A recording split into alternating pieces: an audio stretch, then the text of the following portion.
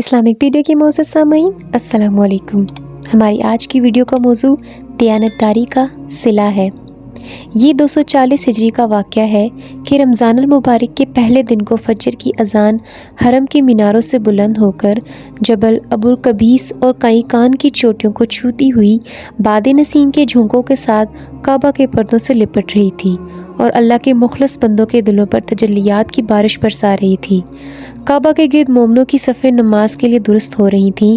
ان خوش نصیبوں کی آنکھیں براہ راست بیت اللہ کے جمال سے منور ہو رہی تھیں، جبکہ دیگر نمازیوں کی صفیں بیت اللہ شریف کی طرف متوجہ تو تھیں، لیکن دور دراز مسافت کی وجہ سے صرف دلوں کی آنکھوں سے اس کا دیدار کر رہی تھیں۔ دور کے ان نمازیوں کی یہ صفیں بلند و بالا پہاڑوں اور سمندری جزیروں، شہروں، بستیوں، صحراؤں، وادیوں، کوہساروں، چوٹیوں اور محلات، جھونپڑیوں، قید خانوں، مرغزاروں، لکودک ریگستانوں، برفانی پہاڑوں کے پیچھے کھڑی تھیں۔ وہ اس وقت تک مسلسل کھڑی ہوتی رہیں گی جب تک اس خطہ ارضی پر مسلمان آباد رہیں گے۔ اہل مکہ یہ اذان سن کر بیت اللہ کی طرف چل پڑے اور ایک 86 سالہ بزرگ کے سوا شاید ہی کوئی نمازی ہو جو گھر میں بیٹھا رہ گیا ہو۔ انہوں نے شیریں اور ترش، سرد اور گرم، خشک اور تر، انواع و اقسام کے عمدہ کھانوں سے پیٹ بھر کر نماز شروع کر دی، لیکن یہ بزرگ بھوک کی وجہ سے نماز میں کھڑا ہونے سے قاصر تھا۔ اس بیچارے نے کچھ کھائے پیے بغیر روزہ رکھ لیا تھا۔ اس کی گزشتہ رات بھی فاقہ سے گزری اور دن بھی بھوک پیاس سے گزرا تھا۔ جب اس نے نماز مکمل کر لی تو ایک کونے میں شکستہ دل اور غمگین ہو کر بیٹھ گیا۔ اسے بذات خود اس فاقہ کشی کا اتنا دکھ نہ تھا، کیونکہ عرصہ دراز کی تنگ دستی نے اسے مصائب برداشت کرنے کا خوگر بنا دیا تھا۔ اسے کوئی غم کھائے جا رہا تھا تو وہ بھوکی 4 بیٹیوں، 2 بہنوں، ایک بوڑھی ساس اور مسکین بیوی کا غم تھا، جن کا یہ واحد کفیل اور ذمہ دار تھا۔ اگر اس کی جگہ کوئی دوسرا آدمی ہوتا تو مالداروں کی شاہ خرچیوں کو دیکھ کر دنیا پہ للچاتا اور لوگوں سے حسد کرتا، لیکن یہ بوڑھا بزرگ مثالی مومن تھا۔ اس بات پر پختہ یقین رکھتا تھا کہ اللہ نے اپنی قدرت کاملہ اور حکمت بالغہ سے رزق تقسیم کر رکھا ہے، کسی کا اس میں کچھ اختیار نہیں۔ لوگ نہ رزق دے سکتے ہیں اور نہ روک سکتے ہیں، اور جو کچھ میرے مقدر میں ہے وہ مل کر ہی رہے گا، اگرچہ کمزور ہی صحیح، اور جو کچھ دوسروں کے مقدر میں ہے وہ مجھے ہرگز نہیں مل سکتا، اگرچہ لاکھ جتن کر لوں، کیونکہ وہ تقدیر کا قلم لکھ کر فارغ ہو چکا ہے اور صحیفے خشک ہو چکے ہیں۔ اس نے ٹھنڈی سانس بھری اور کہا، الحمدللہ علی کل حال۔ کھڑا ہوا اور قمیض اتار کر پکارنے لگا، لبابہ لبابہ۔ یہ سن کر ایک عورت آئی جس کا تن پیوند لگے ہوئے میلے کچیلے کپڑوں سے ڈھکا ہوا تھا۔ اس نے قمیض اتار کر اسے دے دی اور پھٹا پرانا کپڑا اپنے اوپر لپیٹ لیا۔ عورت نے کہا، ابو غیاث، آج تیسرا دن ہے، ہم نے کھانا تک نہیں دیکھا اور یہ دن گرمی اور روزے کا ہے۔ تو اور میں تو صبر کر لیں گے، مگر یہ بچیاں اور بوڑھی عورت تو صبر سے قاصر ہیں، انہیں بھوک نے نڈھال کر رکھا ہے۔ اللہ کا نام لے کر نکلو، شاید اللہ کچھ درہم یا روٹی کے چند ٹکڑے دے دے جس سے ہم روزہ افطار کر سکیں۔ ابو غیاث نے کہا، انشاءاللہ ضرور جاؤں گا۔ آفتاب طلوع ہو کر ذرا بلند ہوا تو بوڑھا بزرگ گھر سے نکلا اور مکے کی گلیوں میں گھومنے پھرنے لگا کہ شاید کہیں مزدوری مل جائے۔ تمام لوگ گرمی کی وجہ سے گھروں کو لوٹ چکے تھے۔ مزدوری تلاش کرتے کرتے گرمی شدید تر ہوتی چلی گئی، اس کی ٹانگیں جواب دے گئیں اور آنکھیں پتھرا گئیں۔ گزشتہ رات اور دن کے فاقے نیز بغیر کھائے پیے روزے کی وجہ سے پیٹ میں بھوک کی آگ لگی ہوئی تھی۔ یہ مکہ کی نشیبی وادی میں جا کر دیوار سے ٹیک لگا کر بیٹھ گیا۔ اس کی بڑی تمنا یہ تھی کہ اسے ایمان کی حالت میں موت آئے تاکہ وہ اس قید حیات سے رہائی پا جائے اور ہمیشہ کی زندگانی سے فائدہ اٹھائے۔ وہ انہی سوچوں میں گمسم مٹی کے کورید رہا تھا کہ اچانک اس کا ہاتھ ایک نرم و ملائم چیز کو چھو گیا۔ اسے کچھ یوں محسوس ہوا کہ جیسے سانپ کی دم ہے۔ اس نے تعوذ پڑھا اور ہاتھ کھینچ لیا۔ پھر دل میں خواہش پیدا ہوئی کہ کاش یہ سانپ مجھے ڈس لے اور میں مصائب سے آزاد ہو جاؤں، لیکن مان خیال آیا کہ مومن کے لیے کہاں جائز ہے کہ موت کی تمنا کرے۔ خودکشی تو اسلام میں حرام ہے، بلکہ مومن کو چاہیے کہ یوں کہا کرے۔ چنانچہ اس نے اللہ سے معافی مانگی اور دوبارہ اس چیز کو غور سے دیکھنے لگا۔ اسے بڑا تعجب ہوا کہ یہ بے حس و حرکت پڑی ہے۔ اسے پاؤں کی ٹھوکر بھی لگائی لیکن وہ چیز جوں کی توں پڑی رہی۔ اس نے ہاتھ سے مٹی ہٹا کر اسے پکڑا تو ہمیانی نکلی جو سونے کی دینار سے بھری ہوئی تھی۔ اسے دیکھ کر بھوک اور پیاس ختم ہو گئی اور اعصاب میں نئی قوت پیدا ہو گئی، بلکہ جوانی لوٹ آئی۔ سوچنے لگا کہ میں کتنا خوش نصیب ہوں، یہ مال اپنے گھر والوں کے ہاتھوں میں تھماؤں گا تو وہ کس قدر خوش ہوں گے۔ وہ اس وقت حسین اور روشن مستقبل کی امید میں خوشی سے دیوانہ ہو رہا تھا۔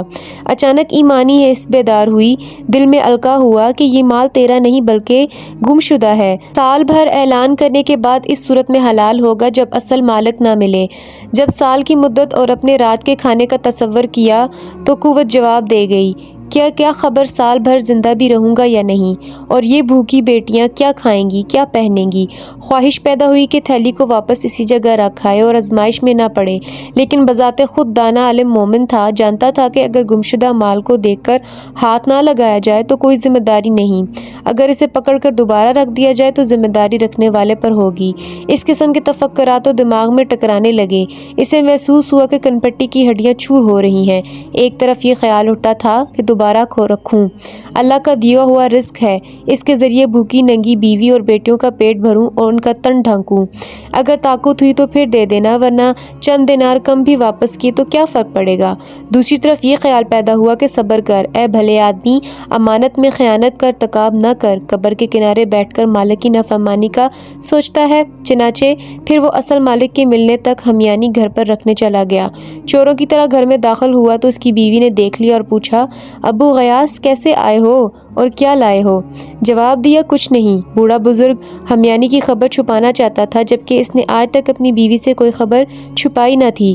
بیوی نے کہا، واللہ آپ کے پاس کچھ ضرور ہے، لیکن ہے کیا بتا دو نا۔ بوڑھا بزرگ ڈرا کہ لبابہ کہیں کسی وہم میں مبتلا نہ ہو جائے، اسے سارا قصہ سنا دیا۔ وہ عورت دیندار ضرور تھی لیکن ابو غیاث کی طرح صبر اور حوصلے والی نہ تھی۔ کہنے لگی، جاؤ اور کچھ خرید لاؤ کیونکہ ہم لاچار ہیں اور لاچار مسلمان پر مردار بھی حلال ہے۔ ابو غیاث نے کہا، نہیں، ہرگز نہیں، اگر تو نے اسے ہاتھ لگایا یا کسی کو خبر دی تو تجھے طلاق ہے۔ لبابہ خون کے گھونٹ پی کر خاموش ہو گئی اور یہ اصل مالک کی تلاش میں گھر سے نکل پڑا تاکہ اصل مالک سے مل کر حلال طریقے سے کوئی درہم حاصل کر سکے۔ وہ حرم کی طرف چل دیا۔ حرم میں ایک نوجوان محمد بن جعفر تبری زیر تعلیم تھا۔ تبری بیان کرتا ہے کہ میں نے ایک خراسانی کو یہ اعلان کرتے ہوئے سنا، اے حاجیوں کی جماعت، میری 1000 دینار سے بھری ہوئی تھیلی کہیں گم ہو گئی ہے، جو کوئی اسے واپس کرے اللہ اس سے دگنا ثواب دے گا۔ ایک بوڑھا بزرگ اٹھا اور محمد بن جعفر کے موالی میں سے تھا، کہنے لگا، اے خراسان کے رہنے والے نوجوان، ہمارا ملک پسماندہ ہے، حالات ابتر ہیں، شاید آپ کی ہمیانی کسی خوف خدا رکھنے والے انسان کو مل گئی ہو، آپ اس کے لیے انعام کا اعلان کر دیں جسے لے کر وہ واقعی واپس کر دے۔ نوجوان خراسانی نے پوچھا، ہاں بھئی، کتنا انعام؟ ابو غیاث نے کہا، 100 دینار یعنی 10واں حصہ۔ نہ بھئی نہ، ایسا نہیں ہو سکتا، میں معاملہ اللہ پر چھوڑتا ہوں۔ دونوں جدا ہو کر اپنی اپنی منزل پر چلے گئے۔ تبری کہتے ہیں، میرے دل میں آیا کہ وہ ہمیانی ضرور اسی شیخ کو ملی ہوگی، میں اس کے پیچھے پیچھے چلنے لگا۔ وہ بوڑھا ایک خستہ حال مقام میں داخل ہوا اور یوں گویا ہوا، لبابہ کہاں ہے؟ حاضر ہوں ابو غیاث، لبابہ بولی، میں نے ایک شخص کو اس ہمیانی کی تلاش میں پھرتے ہوئے دیکھا ہے، میں نے اسے یہ بھی کہا کہ تو اس کے واپس کرنے والے کے لیے 100 دینار انعام کا اعلان کر دے، لیکن وہ نہیں مانتا۔ اب ہمیں کیا کرنا چاہیے؟ میرا ارادہ تو ہمیانی واپس کرنے کا ہے۔ لبابہ نے کہا، ابو غیاث، ہمیں تیرے ساتھ 50 سال فقر و فاقہ میں گزارنے پڑے ہیں، تیری 4 بیٹیاں، 2 بہنیں، ایک ساس اور 8ویں میں ہوں۔ ابو غیاث، اللہ بڑا مہربان ہے، اس کی شان اس امر سے بلند ہے کہ ایسے آدمی کو عذاب کرے جو ان کا واحد کفیل ہو۔ تو نے نہ چوری کی ہے نہ ڈاکہ ڈالا ہے، یہ مال تو اللہ نے تیرے سامنے رکھا ہے، تو اسے کیوں ٹھکرا رہا ہے؟ کیا اللہ تجھ سے ان عورتوں کے متعلق سوال نہ کرے گا؟ تبری کہتے ہیں کہ میں نے بوڑھے کے چہرے کو بغور دیکھا تو معلوم ہوا کہ اس کا دل ان بھوکی ننگی بیٹیوں اور مسکین ام لبابہ پر آنسو بہا رہا ہے، کیونکہ فاقوں کی بدولت ان کا چمڑا ہڈیوں پر خشک ہو رہا تھا اور وہ دیمک خور لکڑی کی طرح کھوکھلے بدن میں سانس لے رہی تھیں۔ اس کے دل میں آیا کہ کچھ دینار خرچ کر لوں، لیکن فوراً یاد آیا کہ 50 سال صبر سے گزار دیے اور آج جب کہ ٹانکیں قبر میں لٹکی ہوئی ہیں تو 50 سال کے صبر کو ایک دن کی لذت پر کیوں قربان کروں؟ اور پھر اللہ تعالیٰ میرے اہل و عیال پر رحم کرے گا۔ دل کو حوصلہ دے کر بولا، میں ایسا نہیں کروں گا، 86 سال بعد اپنی لاش کو قبر میں نہیں جلاؤں گا۔ تبری کہتے ہیں کہ اس کے بعد میاں بیوی خاموش ہو گئے اور میں واپس چلا گیا۔ مغرب کی اذان ہوئی تو بوڑھا بزرگ دن بھر کے کمائے ہوئے چند ٹکڑوں پر اہل و عیال سمیت افطار کرنے بیٹھ گیا۔ باقی لوگ انواع و اقسام کے عمدہ کھانوں سے مزے لے رہے تھے اور اس بات کا ذرا احساس نہ تھا کہ رمضان المبارک ایثار و سخاوت کا مہینہ ہے اور اللہ نے بھوکا پیاسا رکھنے کے لیے روزے فرض نہیں کیے تھے، بلکہ اس لیے کہ مسلمان وقتی اور اختیاری بھوک کے ذریعے محسوس کریں کہ دنیا میں ایسے لوگ بھی ہیں جو بھوک پر مجبور ہیں۔ ان کی حالت پر غور کر کے اپنے اوپر اللہ کے بے پایہ احسان یاد کریں۔ جو لوگ عمدہ کھانوں سے پیٹ بھر کر مست ہو جاتے ہیں اور ان کے ہمسائے بھوک سے سیدھے کھڑے بھی نہیں ہو سکے، تو ایسے لوگوں کو کوئی ایمان اور کوئی روزہ قبول نہیں، اور نہ یہ لوگ روزے کی حقیقت سمجھ سکتے ہیں۔ فرمان رسول صلی اللہ علیہ وآلہ وسلم ہے، وہ آدمی مجھ پر ایمان نہیں لایا جس نے سیر ہو کر رات گزاری اور اس کا پڑوسی اس کے پڑوس میں بھوکا لیٹا رہا اور وہ اس کے فاقہ سے خبردار بھی تھا۔ عادت احساس کو کمزور کر دیتی ہے۔ جب انسان حیوانوں کی طرح بلا ناغہ نعمتیں کھاتا رہے تو اسے نعمتوں کی قدر نہیں رہتی۔ اللہ تعالیٰ نے مسلمانوں پر روزے اس لیے فرض کیے ہیں کہ وہ محدود وقت کی محرومی کی کڑواہٹ سے امیری کی مٹھاس کی قدر کریں اور اس دن کی بھوک اور پیاس سے روٹی کے لقمے اور پانی کے گھونٹ کی قیمت معلوم کریں، اور تمام عمر اللہ تعالیٰ کے احسان کو نہ بھولیں، اگرچہ وہ عام ہی کیوں نہ ہو۔ حضرت ابراہیم حربی ہر روز روٹی کا ایک لقمہ بچا کر رکھتے اور ہفتے بعد 2 ٹکڑے خود کھا لیتے اور روٹی صدقہ کر دیتے تھے۔ بوڑھا بزرگ یہی سوچتا رہا اور مسلمانوں کی حالت پر کرتا رہا، پھر کہتا، اللہ ہی نیکی کا الہام کرنے والا اور روزی تقسیم کرنے والا ہے۔ اس نے رات بھی فاقہ میں گزاری اور کھجورے اور ٹکڑے بوڑھی ساس اور بچوں میں تقسیم کر دیے۔ تبری کہتے ہیں کہ اگلے دن خراسانی حرم میں پھر وہی صدا لگا رہا تھا کہ کوئی میری 1000 دینار والی ہمیانی واپس کر دے تو اللہ سے دگنا اجر دے گا۔ بوڑھا بزرگ اس کی خدمت میں عرض کرنے لگا، اے نوجوان، میں نے تجھے کہا تھا کہ ہمارا ملک بے آب و گیا ہے، وسائل زندگی کم ہے، شاید وہ ہمیانی کسی خوف خدا رکھنے والے کو مل جائے تو انعام کی لالچ میں واپس کر دے، چلو 100 دینار نہ صحیح تو 10 دینار ہی اعلان کر دے۔ اس نے کہا، ہرگز نہیں، بلکہ میرا اور ہمیانی اٹھانے والے کا فیصلہ قیامت کو اللہ تعالیٰ کے سامنے ہوگا۔ اس کے بعد وہ دونوں پھر جدا ہو گئے۔ تیسرا دن ہوا تو خراسانی نوجوان پھر حرم میں وہی صدا لگا رہا تھا اور وہی بوڑھا بزرگ کھڑا ہوا اور کہنے لگا، اے نوجوان، تو نے 100 دینار دینے کا اعلان کرنے سے انکار کر دیا، پھر 10 دینار انعام سے بھی انکار کر دیا، تو آج 1 دینار کا ہی اعلان کر دے، شاید کہ ہمیانی اٹھانے والا اس حلال دینار کے لالچ میں واپس کر دے اور نصف دینار سے کھانا خرچ کر لے اور نصف دینار سے مشق خرید کر اس سے حاجیوں کو اجرت کا پانی پلایا کرے۔ خراسانی نے کہا، نہیں، بلکہ میں اس کا فیصلہ اللہ تعالیٰ پر چھوڑتا ہوں۔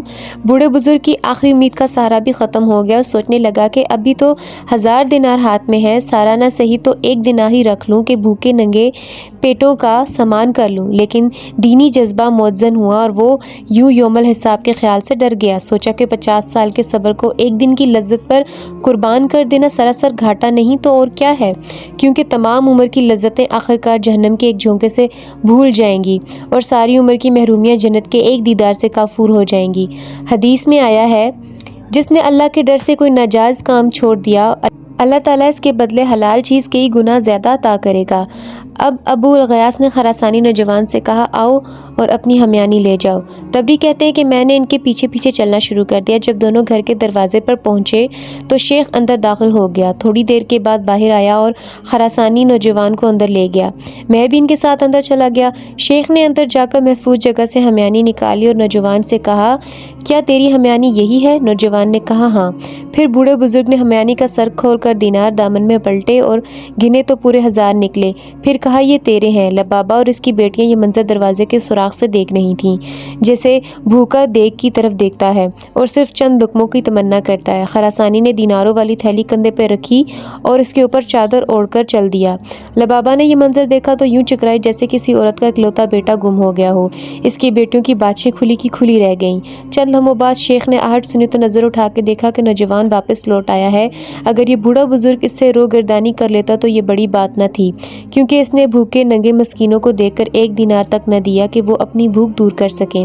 لیکن یہ بوڑھا بڑا بردبار اور حوصلے والا شخص تھا، فوراً بولا، بیٹے کیسے آنا ہوا؟ خراسانی نوجوان نے جواب دیا، اے میرے بزرگ، میرا باپ جب فوت ہوا تو اس کے پاس 3000 دینار تھے۔ اس نے مجھے وصیت کی تھی کہ میری سواری بیچ کر حج کا خرچ بنا لینا اور 1000 دینار اس شخص کو دے دینا جو بہت زیادہ غریب ہو۔ چنانچہ میں نے اپنے وطن خراسان سے مکہ تک کسی کو تجھ سے زیادہ غریب نہ پایا۔ لو یہ دینار، اللہ ان میں تمہارے لیے بہت برکت کرے۔ تبری کہتے ہیں کہ وہ نوجوان ہمیانی رکھ کر واپس چلا گیا۔ یہ منظر دیکھنے کے بعد میں بھی واپس جا رہا تھا کہ مجھے کسی نے پیچھے سے آواز دی۔ میں نے پیچھے مڑ کر دیکھا تو وہی بزرگ میرے پیچھے دوڑ رہا تھا۔ اس نے مجھے اپنی طرف بلا کر کہا، تجھے ہمارے معاملے کی خبر ہو گئی ہے؟ اور میں نے احمد بن یونس بریوئی سے سنا اور نافع سے، انہوں نے حضرت عبداللہ بن عمر سے سنا کہ رسول مقبول صلی اللہ علیہ وآلہ وسلم نے حضرت عمر اور حضرت علی سے فرمایا تھا، جب کوئی ہدیہ بن مانگے اور بلا طمع آئے تو اسے واپس نہ لوٹاؤ ورنہ اللہ کے ناشکرے بن جاؤ گے۔ آؤ ہدیہ میں سب حاضرین شریک ہوتے ہیں، چلو میرے ساتھ چلو۔ تبری کہتے ہیں کہ میں اس کے ساتھ چلنے لگا۔ اس بزرگ نے مجھے راستے میں کہا، بھائی تو بڑا مبارک ہے، میں نے عمر بھر ایسا مال نہیں دیکھا تھا اور نہ دیکھنے کی امید تھی۔ تم میری یہ قمیض دیکھ رہے ہو، میں اس میں قیام اللیل کرتا ہوں، پھر فجر کی نماز ادا کر کے اتار دیتا ہوں تاکہ میری بیوی اور بچیاں اور بہنیں باری باری اس میں نماز ادا کر سکیں۔ پھر میں پہن کر ظہر اور عصر کے درمیان مزدوری کر کے چند کھجورے اور روٹی کے ٹکڑے خرید کر گھر لوٹتا ہوں۔ جب ہم گھر پہنچے تو بزرگ نے بلند آواز میں پکارا، لبابہ اور فلاں فلاں۔ اس بزرگ کی آواز سن کر اس کی بہنیں، ساس اور بیٹیاں اکٹھی ہو گئیں۔ اس نے ان سب کو دائرے میں بٹھا کر مجھے بائیں جانب بٹھا لیا اور ہم سب سے کہا، اپنے دامن پھیلاؤ۔ چنانچہ میں نے قمیض دامن پھیلا دیا، لیکن باقی سب نے ہاتھ پھیلائی کیونکہ ان کی قمیضیں پھٹی ہوئی تھیں، اور وہ ایک ایک دینار ہر ایک کے ہاتھ پر رکھتا جاتا اور 10واں دینار مجھے دیتا رہا، یہاں تک کہ ہمیانی خالی ہو گئی اور ہم سب کو 100 دینار ملے۔ مغرب کی اذان ہوئی تو اس بزرگ کے اہل خانہ بھی عمدہ کھانوں کے گرد بیٹھ گئے۔ بوڑھے بزرگ نے اپنی بیوی لبابہ سے کہا، لبابہ دیکھ لیا تو نے، اللہ صبر کرنے والوں کا اجر ضائع نہیں کرتا۔ ہم نے اپنے آپ کو حرام کے دینار سے بچایا تو اللہ نے ہم کو حلال کے ذریعے سے 1000 دینار عطا کیے۔ یہ بزرگ چند لقمے کھا کر اٹھ کھڑا ہوا اور باہر جانے لگا تو لبابہ نے کہا، کہاں جا رہے ہو ابو غیاث؟ میں کسی فقیر روزہ دار کو تلاش کرنے جا رہا ہوں تاکہ اس سے اپنے ساتھ کھانے میں شریک کر لوں۔ یہ کہہ کر بزرگ دروازے سے باہر نکل گئے۔ تبری کہتے ہیں، مجھے اللہ تعالیٰ نے ان سے بڑا نفع دیا، ان میں سے اپنی خوراک حاصل کرتا رہا۔ 16 سالہ بعد مکہ آیا تو معلوم ہوا کہ وہ لڑکیاں شہزادوں سے بیاہ دی گئی ہیں اور شیخ چند ماہ بعد فوت ہو گئے تھے۔ میں ان کے خاوندوں اور بچوں کے پاس جاتا اور انہیں ہمیانی والا قصہ سناتا، وہ بڑی دلچسپی سے سنتے اور میری بڑی عزت کرتے۔ پھر 40 سال بعد پتہ چلا کہ ان میں سے اب کوئی بھی زندہ نہیں ہے، رہے نام اللہ کا۔ اللہ تعالیٰ ہم سب پر اپنا رحم فرمائے۔